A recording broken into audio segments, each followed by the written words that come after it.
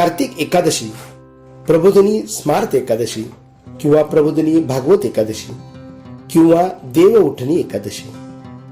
मुहूर्त, पूजा, विधी आणि माहिती. आषाढी कार्तिकी भक्तजन येती, चंद्रभागेमध्ये स्नानच करत. अशा प्रकारे हे आरतीमध्ये आपण श्री विठ्ठलांच्या आरतीमध्ये हे कार्तिक आणि आषाढी वारीचं जे नाम उल्लेख झालेला आहे त्या आरतीमध्ये, म्हणजेच ह्या दोन एकादशा किती पवित्र आहेत हे तुम्हाला सांगण्यास काही कारण नाही.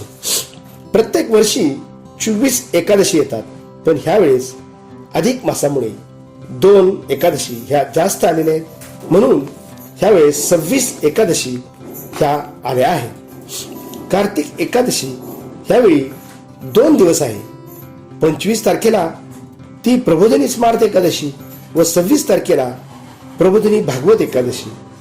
हा चातुर्मासाचा शेवटचा महिना आहे.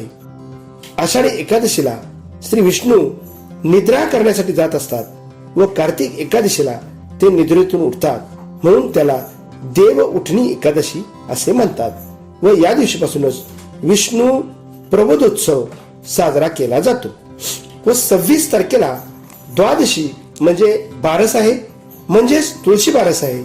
या दिवशी तुळशीची लग्ने लावली जातात. ह्याविषयी माझा पुढचा व्हिडिओ आहे, तोही अवश्य पहा. त्याचबरोबर काळभैरवांसाठी एक विशेष पर्व आहे. सातारा जिल्ह्यामध्ये म्हसवड येथील श्री सिद्धनाथ व माता जोगेश्वरी यांचाही तुळशी बारशीच्या म्हणजे तुळशी विवाहाच्या दिवशी रात्री 12 वाजता विवाह सोहळा असतो आणि तो विवाह सोहळा फार पाहण्यासारखा असतो. तोही तुम्ही अवश्य पहा. कार्तिक शुद्ध एकादशी ही कार्तिक एकादशी साजरी करतात. ही एकादशी पंढरपूरच्या ज्या एकूण 4 एकादशी असतात, चैत्र, मावी, आषाढी आणि कार्तिकी पैकी 2 मोठ्या एकादशी म्हणजे आषाढी आणि कार्तिकी ह्या 2 एकादशी मोठ्या असतात. त्यात ही मोठी एकादशी ह्यावेळी वारकरी संप्रदाय ही वैष्णवपंथीय लोक 1 दिवसाचा उपवास करतात. खरं तर एकादशी हे व्रत आहे, हे 3 दिवस करण्याची प्रथा आहे. दशमीला चांगले सात्विक भोजन करावे, फलाहार करावा व एकादशीला उपवास करावा व द्वादशीला त्याचा पारणा म्हणजे उपवास सोडवा. अशा प्रकारे हा 3 दिवस उपवास व्रत करण्याची पद्धत आहे. पंढरपूरच्या एकादशीला सूर्याचे दर्शन व्हायला लागते, म्हणजेच सूर्याला धरून एकादशी असायला लागते. म्हणून पंढरपूरची वारी ही 26 तारखेलाच आहे व याच दिवशी चातुर्मासाचा शेवटचा दिवस आहे. म्हणून विष्णू प्रबोधोत्सव म्हणजे काय ते आपण आता पाहूया. वर्षाचे सूर्यगणनेनुसार 2 भाग असतात, एक दक्षिणायन आणि दुसरा उत्तरायण. दक्षिणायन मध्ये सूर्य दक्षिण दिशेच्या बाजूने सरकत सूर्यास्त होतो व उत्तरायण मध्ये सूर्य उत्तर दिशेच्या बाजूला सरकत सूर्यास्त होतो. म्हणजे तो एकदा दक्षिणेच्या बाजूला जातो तर एकदा उत्तरेच्या बाजूला जातो. अशा प्रकारे हा कालावधी 6 महिन्याचा असतो. म्हणून दक्षिणायन 6 महिने आणि उत्तरायण 6 महिने असा 2 जे भाग केलेले आहेत. मात्र सूर्य हा पश्चिमेलाच त्याचा अस्त होतो, सूर्यास्त होतो. त्यामुळे दोन्ही वेळेस सूर्य हा दोन्ही दिशेच्या बाजूला जात असतो. ह्याच दक्षिणायन व उत्तरायण असे म्हणतात. असे म्हटले जाते की देवाची रात्र म्हणजे दक्षिणायन व देवाचा दिवस म्हणजे उत्तरायण. अशा प्रकारे देवाची रात्र आणि दिवस हे दक्षिण आणि उत्तरायण आहेत. कर्क संक्रांत म्हणजे आषाढमध्ये कर्क संक्रांत आषाढ मासात आल्यावर त्या दिवशी श्री विष्णू निद्रा करण्यासाठी जातात. म्हणून आषाढी एकादशीला देव शयनी एकादशी म्हणतात व कार्तिक एकादशीला देव निद्रा अवस्थेतून जागृत होतात. म्हणून ह्या एकादशीला देव उठणी एकादशी असे म्हणतात. नवसृष्टीचे काम करण्यासाठी श्री विष्णू हे ह्यावेळेस जागृत होतात, म्हणून कार्तिक शुद्ध एकादशीनंतर द्वादशीला विष्णू प्रबोधोत्सव साजरा करण्यात येतो व ह्या दिवशीच श्री विष्णूंचे शालिग्राम रूपी श्री विष्णूंचे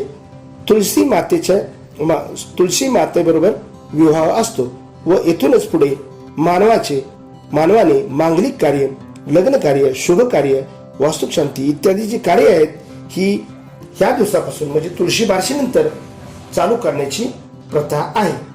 एकादशीचा शुभ मुहूर्त 25 नोव्हेंबरला हिंदू पंचांगानुसार एकादशी तिथी दुपारी 2:42 सुरुवात होते व एकादशी समाप्त 5:10 ती समाप्त होते.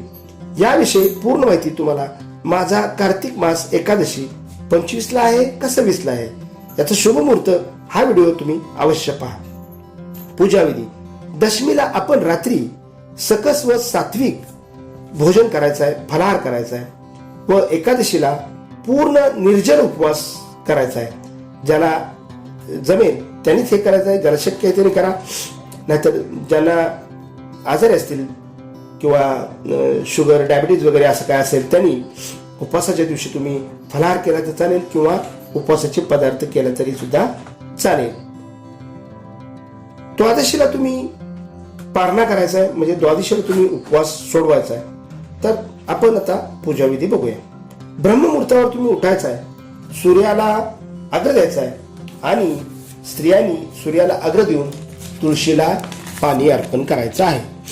दिवसभर उपवास करायचा आहे, फलाहार करायचा आहे आणि श्री विष्णू व माता लक्ष्मी यांची उपासना करायची आहे व महाराष्ट्रात श्री विठ्ठल रुक्माई यांची तुम्ही उपासना करायची आहे.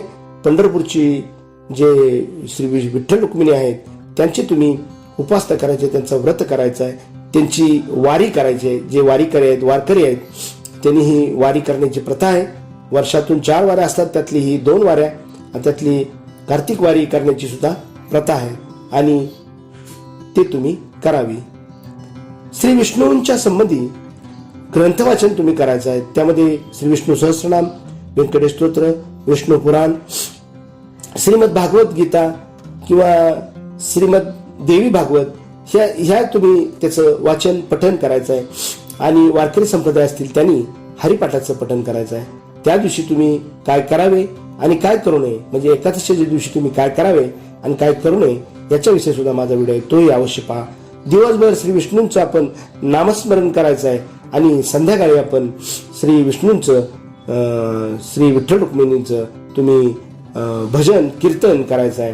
दिवसभर तुम्ही नामस्मरणात घालवायचं आणि द्वादशीला तुम्ही म्हणजे बारशीला तुम्ही उपवास सोडवायचा आहे आणि अशा प्रकारे तुम्ही हे कार्तिक एकादशीचं व्रत उपवास करायचा आहे आणि श्री विष्णू श्री लक्ष्मी यांना प्रसन्न करून घ्यायचा आहे, श्री विठ्ठल रुक्मिणींना प्रसन्न करून घ्यायचा आहे आणि आपल्या ज्या मनोकामना आहेत त्या पूर्ण करून घ्यायचा आहे. अशा प्रकारे तुम्ही हे कार्तिक जे चातुर्मासातील कार्तिक एकादशी शेवटचा दिवस आहे आणि या दिवशी तुम्ही उपवास करून चातुर्मासाचं सुद्धा तुम्ही सांगता करायची आहे. अशा प्रकारे ही एकादशीचं व्रत करा आणि त्याचं फलप्राप्ती करून घ्या. जर हा व्हिडिओ आवडल्यास लाईक करा, कमेंट करा, सबस्क्राईब करायला विसरू नका. जय जय राम कृष्ण हरी. धन्यवाद धन्यवाद धन्यवाद.